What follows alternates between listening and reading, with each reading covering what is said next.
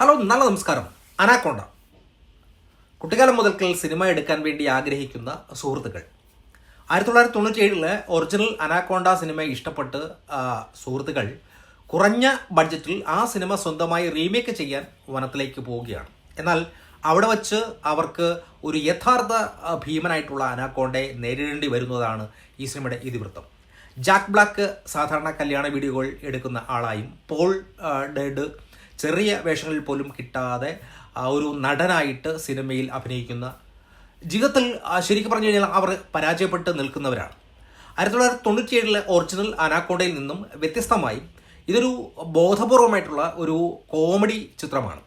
Cinema ഒരു comedy പരീക്ഷണമാണെങ്കിൽ പോലും അത്ര കണ്ട് തിരിക്കാൻ പലപ്പോഴും തോന്നിയിട്ടില്ല. പല ഭാഗങ്ങളിലും ചെറിയ തമാശകൾ ഉണ്ടെങ്കിലും ഇതൊരു സാധാരണ ട്രിബ്യൂട്ട് അല്ല, മറിച്ച് ഹോളിവുഡ് എങ്ങനെയാണ് സിനിമകളെ ട്രിബ്യൂട്ട് ചെയ്യുന്നത് എന്നതിനെ പരിഹസിക്കുന്ന ഒരു മെറ്റ കോമഡി ആയിട്ടാണ്.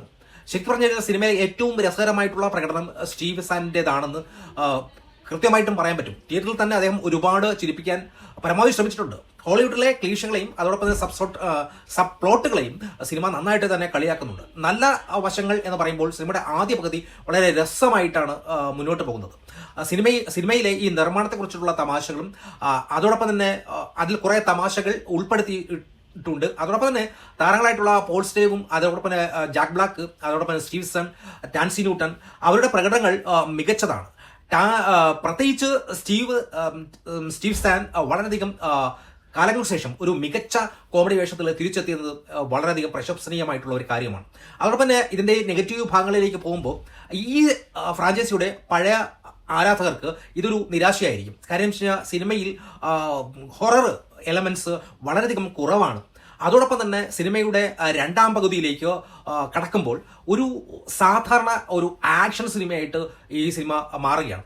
ആദ്യ പകുതിയിലെ ആ ഒരു രസം ശരിക്കും പറഞ്ഞു കഴിഞ്ഞാൽ സെക്കൻഡ് ഹാഫിൽ വരുമ്പോൾ നഷ്ടപ്പെട്ടു പോയി എന്നുള്ളതാണ് ഒരു വലിയ നെഗറ്റീവായിട്ട് എനിക്ക് തോന്നിയത്. അതോടൊപ്പം പിന്നെ CGIയുടെ ആ ഒരു പാമ്പിന്റെ ഗ്രാഫിക്സ് അത്ര ഒരു മികച്ച ഒരു സാധനമല്ല. വനത്തിനുള്ളിലെ ക്രിമിനൽ സംഘങ്ങളെയും അതോടൊപ്പം തന്നെ തോക്കുധാരികളെയും ഒക്കെ ഉൾപ്പെടുത്തിയത് ഈ സിനിമയുടെ ഒരു അനാവശ്യമായിട്ടുള്ള ഒരു പ്ലോട്ട് അല്ലെങ്കിൽ ശ്രദ്ധ മറ്റൊരു തലത്തിലേക്ക് പോകാൻ കഴിഞ്ഞു എന്നുള്ളതാണ്. മെറ്റ എലിമെന്റുകളുടെ ചില സമയങ്ങളിൽ സിനിമ വളരെയധികം പരിഹസിക്കുന്ന കാര്യങ്ങൾ വളരെയധികം കൂടിപ്പോകുന്നതായിട്ടും തോന്നി. പിന്നെ പ്രായമുള്ള നടന്മാരാണ് ഇവർ എല്ലാം തന്നെ. അതുകൊണ്ട് തന്നെ ഈ കുട്ടിക്കാലത്തെ അവരുടെ ആ പെർഫോമൻസിനെ കുട്ടിക്കാലത്തിലേക്ക് അവർ പറിച്ചു നടാൻ ശ്രമിക്കുമ്പോൾ അവരുടെ ഈ വയസ്സ് കറക്റ്റ് പറഞ്ഞു കഴിഞ്ഞാൽ മുഖത്ത് പ്രകടമാകുന്നുണ്ട്. അതോടൊപ്പം തന്നെ സിനിമയുടെ ട്രെയിലർ ഒരിക്കലും ഈ കാണാതെ ഈ സിനിമ കണ്ടു കഴിഞ്ഞാൽ ഒരുപക്ഷെ നമുക്ക് രസിക്കും. കാരണം ഈ ട്രെയിലറിൽ എല്ലാം തന്നെ അടങ്ങിയിട്ടുണ്ട്. ആ ട്രെയിലറിലുള്ളതിന് അപ്പുറത്ത് വേറെ ഒന്നും തന്നെ ഇല്ല. ശരിക്കും പറഞ്ഞില്ല, ട്രെയിലർ കണ്ടു കഴിഞ്ഞാൽ എന്താണോ സിനിമയിൽ ഉള്ളത് അതിനുശേഷം നമ്മൾ തിയേറ്ററിൽ പോയി കാണുന്ന സാധനങ്ങളെല്ലാം തന്നെ വേസ്റ്റാണ്. ട്രെയിലറിൽ തന്നെ എല്ലാ സാധനങ്ങളും പിന്നെ അവർ അടക്കി വച്ചിട്ടുണ്ട്. അതോടൊപ്പം തന്നെ സോണി പിക്ചേഴ്സിൻ്റെ യഥാർത്ഥത്തിലുള്ള അനാക്കോണ്ടയുടെ ഒരു വലിയ റീമേക്ക് അവിടെ നടത്തുന്നുണ്ടെന്ന് അവർ തിരിച്ചറിയുന്നു. എന്നാൽ യഥാർത്ഥ പാമ്പ് സോണിയുടെ ടെസ്റ്റിലെ എല്ലാവരെയും കൊല്ലുന്നു.